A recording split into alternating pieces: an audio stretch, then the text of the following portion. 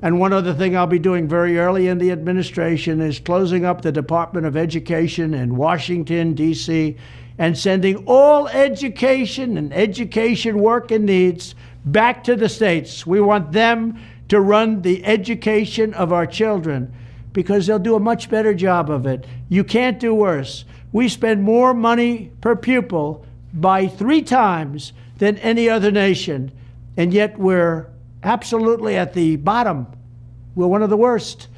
So you can't do worse. We're going to end education coming out of Washington, D.C. We're going to close it up, all those buildings all over the place, and you have people that in many cases hate our children. We're going to send it all back to the states. Thank you.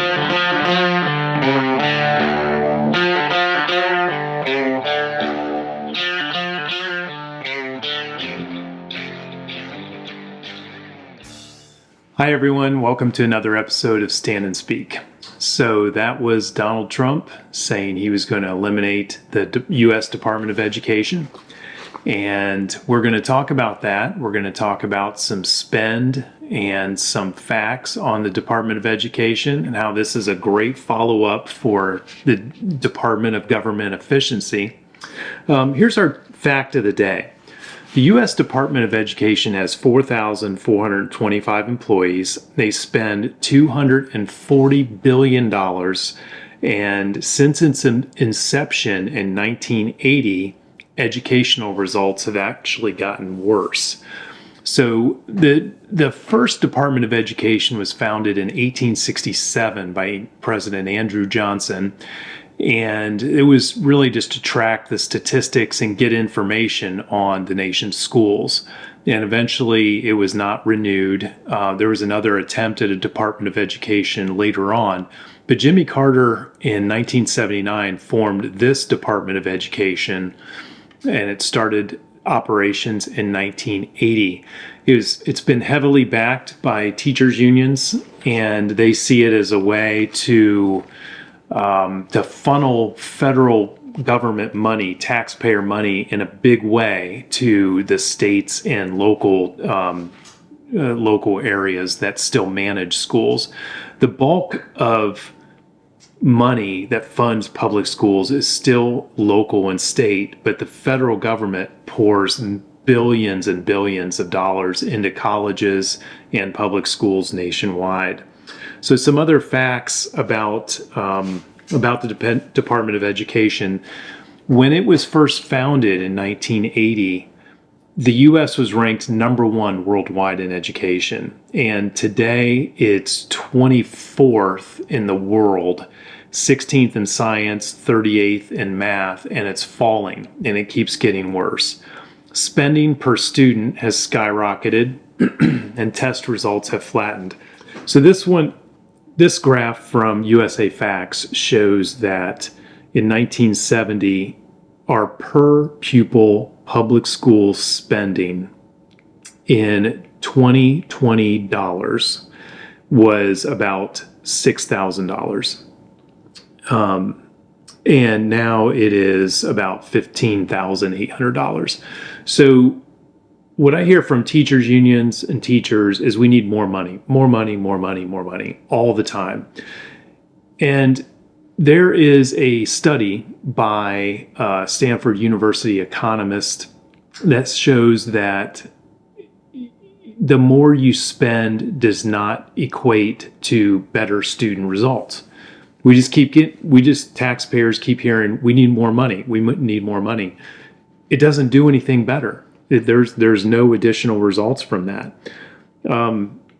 So that's where we're at right now. We're spending a ton. And then I want to show you or talk to you about an article in the Wall Street Journal by Gloria Romero.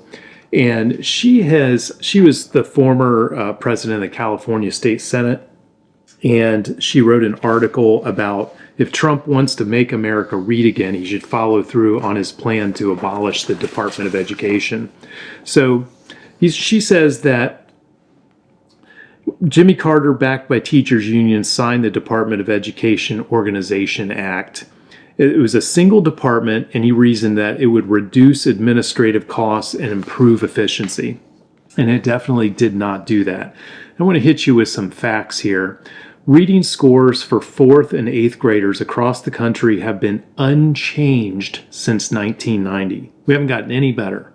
According to the most recent NAEP data, in 2022, 31% of America's 8th graders were proficient in reading and 27% were proficient in math. So you're telling me that with all of these trillions that we've spent, 31% of America's 8th graders are okay in reading. They're reading at their level, and 27% are proficient in math. That's pathetic. That year, in 2022, the average 4th grade math score fell by 5 points to a level last seen in 2005. The average 8th grade math score fell by 8 points to the 2003 level. In California, statewide tests in 2024 found that 70% of African Americans and 63% of Latinos in grades 3 through 11 can't read at basic levels of proficiency. That's just not acceptable.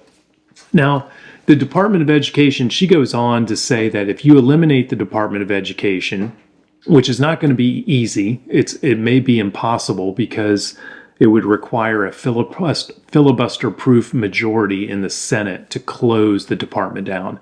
But what the Trump administration could do is manage it down to nothing. Just divert funds to other departments, don't allow them, the Department of Education, to hire new people, fire a whole lot of the bureaucrats who work there, whittle it down to one person working there, and that's Linda McMahon, the new Secretary of Education.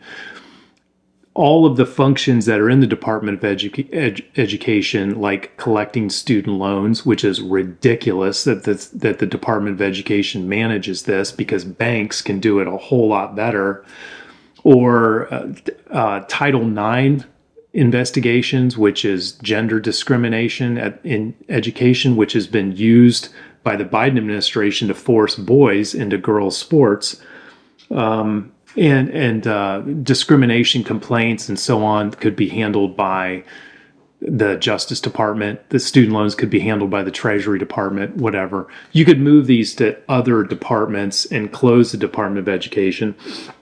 The Department of Education is nothing but a bureaucracy. It is the definition of a bureaucracy. It's there to protect itself, collect taxpayer money, do very little productive, and to just grow and sustain itself as much as possible. But it does nothing for nobody except funnel money to teachers' unions and the people in the state and local governments. So teachers' unions are their biggest supporter of the Department of Education.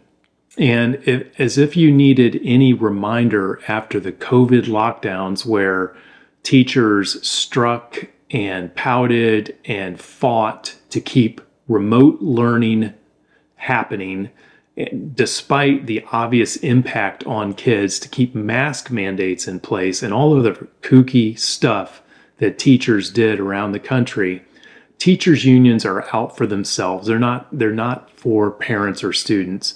And they support the Department of Education because the Department of Education supports teachers' unions. Let's look at this video from, I think it's Newton, Rhode Island, where these teachers were protesting and a student got up to talk and they drowned them out with their protests. Let's have a look. For my academic goals, and I am working hard not just to pass, but to excel in that. I have big plans for my college and life, and the strike is seriously risking my progress. And for one of the key aspects impacted by the strike is my preparation for the sophomore speech. This isn't just an assignment; it is a major milestone in our school year. That's something else. I want to read from the Wall Street Journal again, Jason Riley, who says that the education department's main functions include sending states money to help fund low-income school districts, which is something that Washington managed to do before the existence of a standalone education department. It enforces civil rights laws and manages student loans. It could be combined into other departments. 2/3 of American children are unable to read with proficiency, yet education bureaucrats are obsessed with trans rights, DEI initiatives, and ensuring that elementary school libraries are stocked with pornographic texts. People who have a problem with someone who swam on the boys' team last year swimming on the girls' team are attacked as bigots. Students are taught that math is racist, that standardized tests are biased, that objectivity and hard work are traits of white supremacy. Curricula based on the widely debunked New York Times 1619 Project, which claims that the American Revolution was launched not to rebel against British rule but to preserve slavery, is being taught in elementary and high schools across the country. Instead of being instructed in basic skills, young and impressionable minds are being polluted with ideological propaganda masquerading as scholarship. So this is something I've been saying for years, which is that we've gotten away from the fundamentals. We've gotten away from reading, writing, and arithmetic. We've gotten away from teaching Western civilization and American history and why America is great. We've gotten away from teaching practical trades like welding and carpentry and being an electrician and plumbing and things that people can get jobs with, that kind of education. Ask if someone is defending the Department of Education, all you have to do is ask them one question. What has the Department of Education done with its 4,400 bureaucrats to improve trades education, which is at an all-time low? And we're in constant demand out here in the real world of needing people, especially men, who can do work like roofing and plumbing and electrical. What's the Department of Education done on that? Now, they've probably got 70 people who can talk about trans rights and another 1,000 who can talk about DEI and, why there should be a male swimmer on a girls' swimming team. But do any of them know about welding? Have any of them pushed electrician work out to the schools? I don't think there's anybody there. Now, if you want to, when I first started researching this, I wanted to know, what do people at the Department of Education do? So I looked them up on usajobs.com. And I pulled up the jobs that are open at the Department of Education. And the first one on the list, starting at $164,000 a year, is a Division Chief of Product Management. The second one job is the Division Chief of Product Management also. I don't know what the difference between the two are, but I would guess that's something to do with IT. The third one is a management and program analyst starting at $99,000 a year. You've got a criminal investigator. You've got a congressional affairs specialist. You've got a director of communications and outreach. You've got a statistician. You've got an information technology specialist. So this is interesting here. These bureaucrats in Washington, and I'm going to talk about what damage they do to local and state governments, but they are legislative affairs dealing with Congress. They're communications people to tell everybody how great they are, statisticians to crunch the data that they don't use in any practical way. And then you have IT folks who are responsible for the FAFSA form meltdown that we've all had to deal with for the last year and a half. That me having a couple of kids going off to college trying to fill out the financial aid forms, it didn't work. Let's play right now Representative Erin Houghton, I think is how you pronounce her name, but she was scorching the Department of Education. And their performance on FAFSA was so bad, Congress actually tried to pass a law to say you have to have this done and you have to respond to parents because they were that bad. I'm especially frustrated considering the Department of Education has had 3 years to simplify the FAFSA as Congress has dictated. This clear misplacement of priorities led the 2024 FAFSA to be delayed by 3 months with continuous technical issues. A scathing report from the Government Accountability Office found not only did the Biden-Harris Department of Education repeatedly fail to release FAFSA, when they finally released it, it didn't work. And then they left millions of calls from American families unanswered. 3/4 of calls to the Department of Education about the broken FAFSA were not answered. And when they did answer the phone, they told parents, just keep trying. It's as if we need to take the Department of Education, unplug it, plug it back in, and hope that it might work. But it's not going to. They're still unprepared. The Department of Education has already failed students again this year, with the expectation that the form will now again be 2 months late. My bill, the FAFSA Deadline Act, sets a firm October 1st deadline to publish FAFSA, consistent with what has been expected for years. Thankfully, this wasn't an issue under President Trump. We can look forward to prioritizing FAFSA once again in this next administration. Yeah, so that hasn't gone well for the Department of Education. And another thing that hasn't gone well is parents in the free market are taking matters into their own hands. Charter schools, homeschooling are all up. Educational savings account, where parents can use money tax-free, is expanding in states. And people are not as trusting of public schools as they once were, and this has been under the Department of Education's watch. I want to run another fact by you, in that these 4,400 folks down in Washington who get paid so well, they don't just sit there and have caviar lunches and live off of the taxpayer dime. They demand things from state and local governments that cost time and money.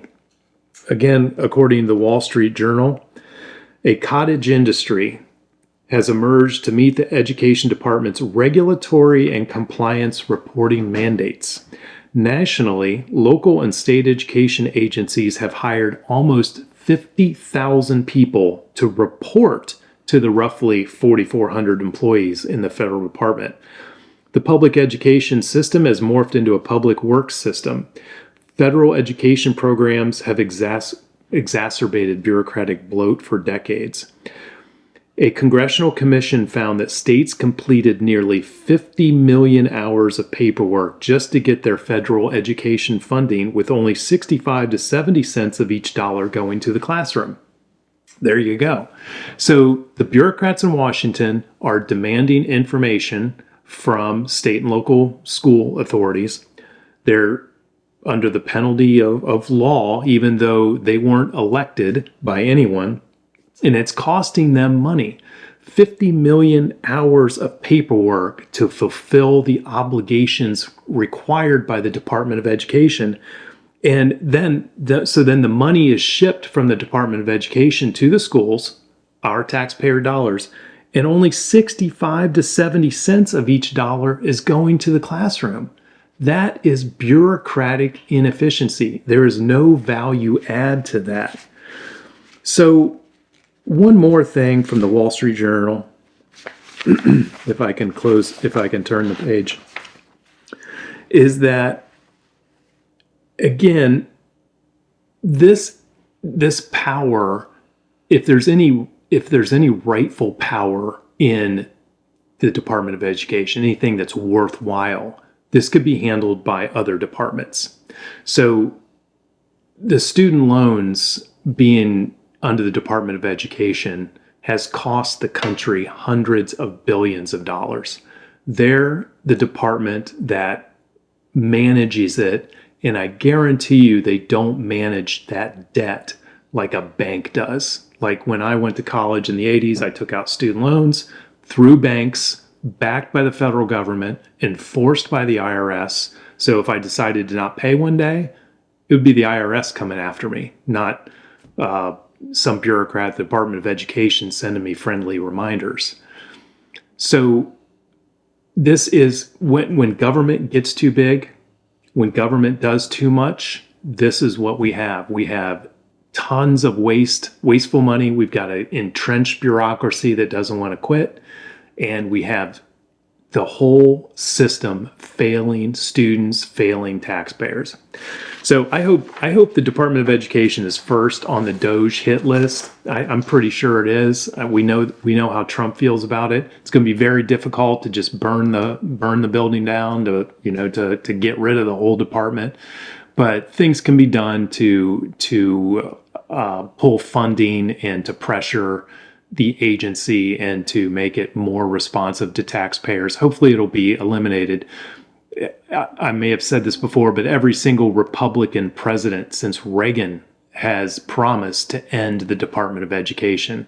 It's ridiculous. And most of the candidates, most Republican candidates they haven't, nobody's done it. And Trump is at least serious about it. We'll see how he does. So hopefully you can find us on X at Stand and Speak, at Lad Dilgard, Stand and Speak on X, Stand and Speak on YouTube. And please subscribe. If you like what you're seeing here, comment in the comments section under the video, and share it with a couple of friends. If you've got a couple people who pay attention to politics and economics and history, share it with them, let them know, and let's grow our audience. I appreciate you listening, and I hope you've had a great Thanksgiving weekend. Thank you.